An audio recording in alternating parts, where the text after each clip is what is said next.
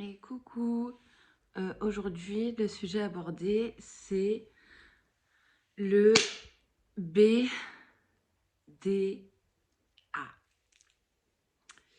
Alors c'est-à-dire la bouffée délirante aiguë. Donc c'est pour les personnes bien sûr qui ont des troubles mentaux sévères comme moi. Donc qu'est-ce que c'est une bouffée délirante aiguë? En général ça se déclare au début de la maladie, sachant que les gens qui ont des troubles mentaux,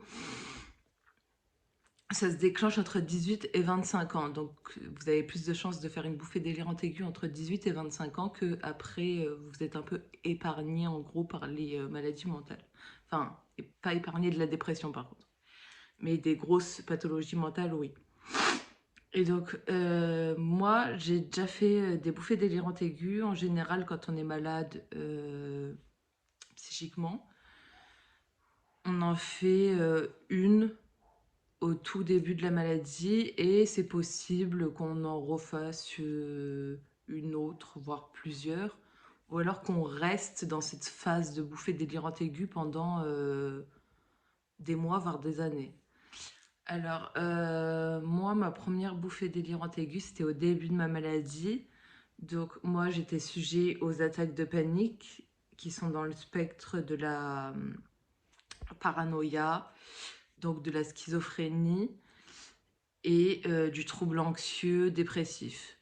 Et donc, ça s'est déclenché pour moi.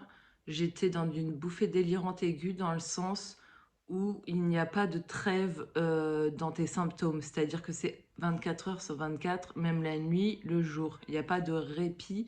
Quand tu es dans une bouffée délirante aiguë, il n'y a pas de répit, à part avec des médicaments. Et même encore avec les médicaments, le répit se fait très, très léger, hein. Donc il n'y a que le temps, le cerveau qui peut un peu se calmer et les traitements qui peuvent adoucir cette période très très inconfortable, hein. On parle d'une douleur 10 sur 10, largement, largement, d'une douleur 10 sur 10. Donc moi personnellement, ma première BDA, c'est quand j'avais 19 ans. Donc moi, c'était sur les attaques de panique. Donc c'était que j'enchaînais attaque de panique sur attaque de panique sans trêve, sachant que je ne savais même pas ce que c'était les troubles mentaux. Donc je savais même pas ce que j'avais, quoi. Et donc ça m'a duré environ un mois et demi. Donc attaque de panique sur attaque de panique sans répit. Donc là, on parle d'une bouffée délirante aiguë, c'est-à-dire que tu n'es plus dans la rationalisation, tes angoisses prennent trop le dessus parce que d'ailleurs, pour toute pathologie mentale, c'est la première cause, c'est quand même l'anxiété, hein, qui naît dans le cerveau et qui provoque des maladies comme ça, hein. C'est suite à une situation de stress, d'angoisse, que d'un coup, ça se déclenche. Il y a des dérèglements chimiques qui se font au niveau du cerveau. Et là, on tombe malade. Donc, moi, ça a duré un mois. Donc, attaque de panique sur attaque de panique. Donc, déjà, une attaque de panique, c'est 10 sur 10. Donc, je récupère d'une attaque de panique. Hop, quelques minutes plus tard, j'en enchaîne une autre. Donc, en fait, quand tu es dans une bouffée délirante aiguë comme ça, tu ne peux même pas manger, euh, tu peux tout juste boire, euh, tu ne peux pas dormir vu que tu fais des attaques de panique même la nuit. Donc, tu as un gros manque de sommeil énorme qui va se répercuter plus tard sur ton sommeil d'adulte, qui va être moins qualitatif vu que tu auras eu une pénurie de sommeil pendant ta BDA. Donc, moi, ma première, elle m'a duré un mois et demi. Donc, on a quand même assez vite réagi. Au début, on savait pas ce que j'avais. Donc, on m'a fait tout plein de tests, méningite, etc. Et enfin, c'est poser la question psychiatrique. Et là, de suite, j'ai eu un bon professionnel donc, qui m'a mis sous Dogmatil et Prozac, c'était pas non plus la meilleure solution. J'aurais préféré avoir, m'y connaissant mieux maintenant avec le recul, quand même pas mal d'anxiolytiques avec, quoi, qui m'auraient adouci cette période. Non, là, j'ai juste un neuroleptique et un antidépresseur. Donc, le temps que ça fasse effet, j'ai enchaîné les attaques de panique, pas manger, j'ai maigri, j'étais comme ça. Et j'avais même pas appris la respiration en pleine conscience, je savais pas. Pendant le lapsus de temps d'un mois et demi, j'ai commencé à connaître la respiration de pleine conscience, ce qui a diminué un peu mes crises, mais trop léger, faut des médicaments. Quand tu as des attaques de panique, je suis désolée, mais on dit respirer, c'est facile à dire, mais ça change pas le dérèglement chimique qu'il y a dans ton cerveau, hein, malheureusement. Ça te permet juste de patienter, en fait. Pour moi, c'est patienter. Quand tu es chimiquement stabilisé, je trouve que la respiration de pleine conscience, vraiment, c'est vraiment un, un appui vraiment très important. Mais pendant une BDA, malheureusement, ça sert presque à rien, hein. Il n'y a que les traitements qui font la part des choses. Donc, j'ai, pendant un mois et demi, je suis restée comme ça, hop, du jour au lendemain, le Prozac est monté au cerveau. Le Dogmatil m'a permis de patienter cette durée. Donc j'ai pu arrêter le Dogmatil une fois que le Prozac faisait effet sur les attaques de panique. Il y a mon chien qui aboie, c'est génial. Et du coup...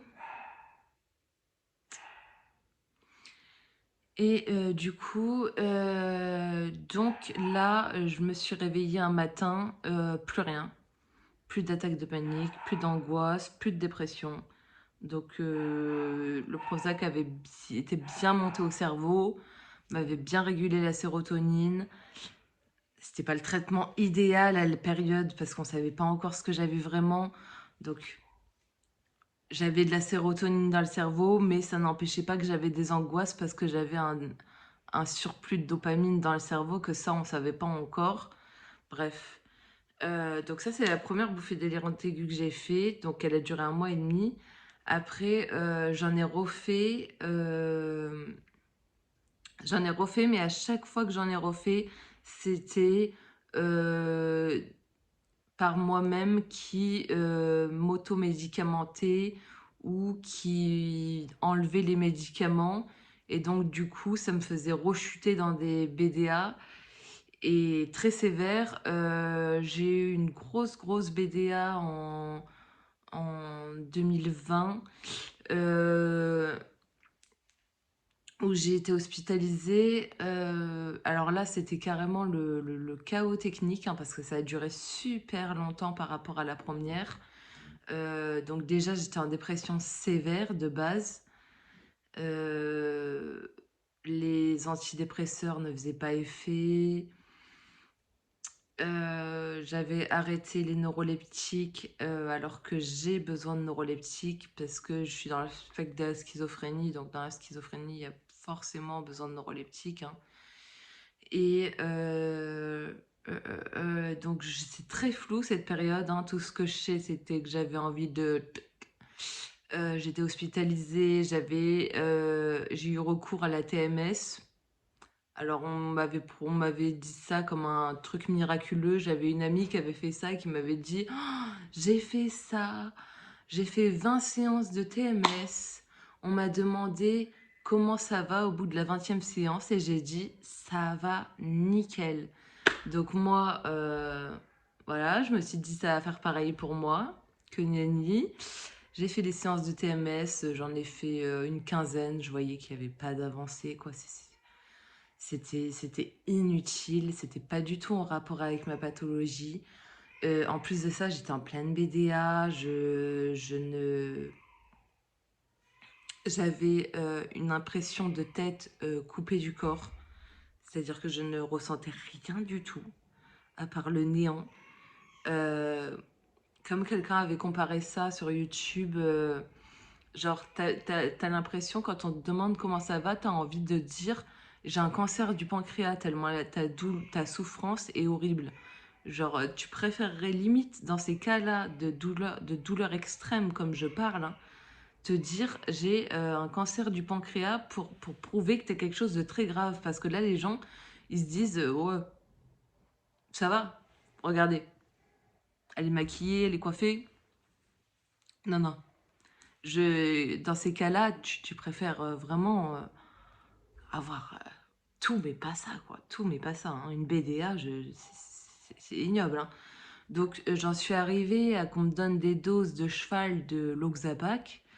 Donc, pendant ma BDA, j'en étais à 300 mg de Loxapac par jour.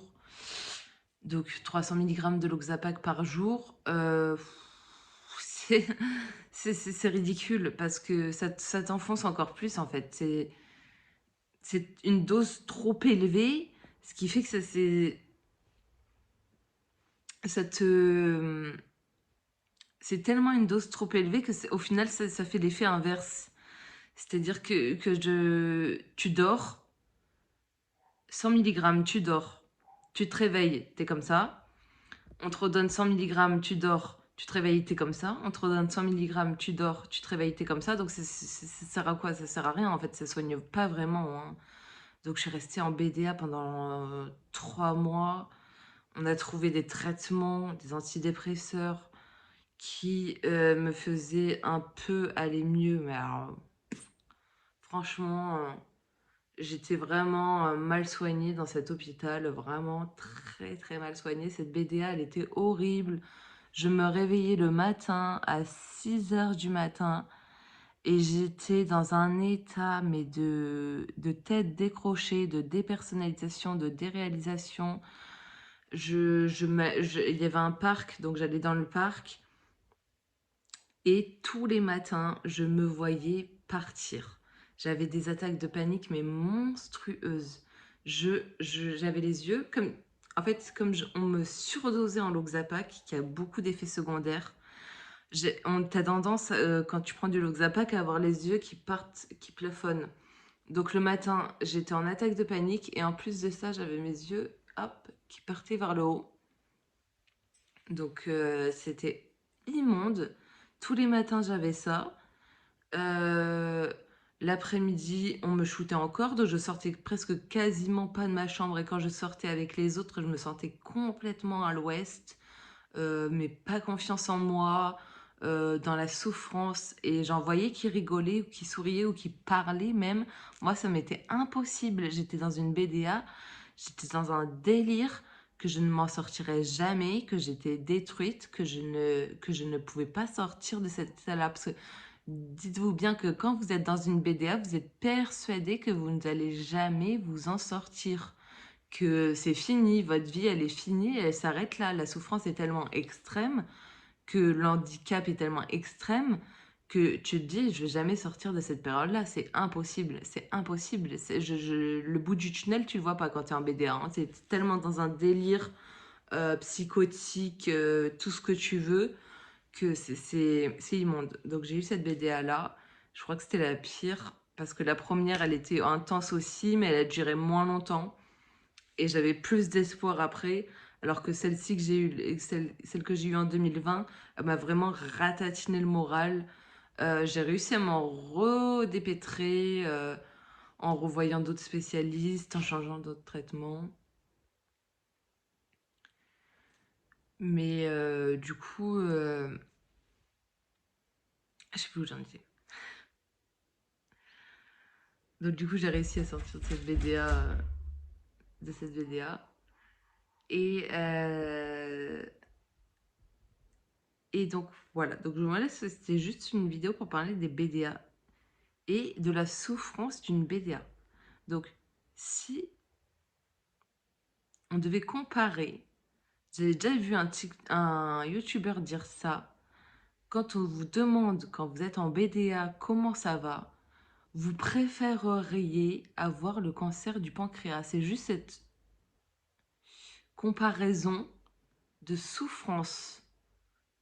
Tu préfères être en fin de vie, tellement tu souffres, que te dire tout simplement que tu es dans une souffrance psychologique, mais elle est tellement forte, elle fait tellement mal que tu préfères avoir tout sauf ça.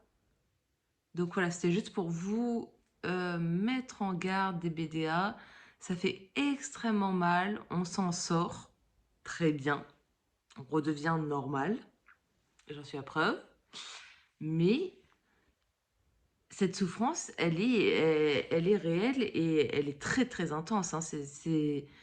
Et après, c'est vrai qu'après, on apprécie plus les petites choses du quotidien, hein. Quand on a vécu ça, certes, les petits dérangements du quotidien, ça devient de la pagotille, hein. Mais voilà, c'était juste pour parler des BDA. Je ferai plusieurs vidéos parce que ça fait longtemps que j'en ai pas posté sur mon état actuel, qu'est-ce que je prends comme médicament, etc. Qu'est-ce que j'ai comme maladie, quels sont les symptômes, quels sont les traitements, quelles sont les solutions, que ça soit médicamenteuse, thérapeutique. Moi, j'ai mis tout un truc en place parce que ça fait depuis des années que je suis malade. Actuellement, j'ai un enfant, donc je m'acharne sur les thérapies, les psychologues, les médicaments, j'étudie tout pour être au top de ma forme. Et donc là, c'était juste une vidéo sur les bouffées délirantes aiguës euh, pour, euh, pour exprimer cette souffrance. Ah oui, moi, pour moi, c'est une des pires souffrances qu'on puisse connaître. Quand tu l'as plus, tu ne sais plus ce que c'est. Mais quand tu es sur le coup, je peux te dire que tu veux tout, tout, tout, tout, tout. Même parce que j'en parlais avec des amis qui étaient en BDA aussi. Et ils me disaient, je préfère être tétraplégique, je préfère être machin, je préfère être ceci, je préfère être cela, des maladies immondes, hein. Et tu préfères tout sauf ça. Tout sauf ça. Tellement, c'est un level de souffrance immonde, quoi. Donc voilà, je vous laisse sur ça. Je vous fais des bisous.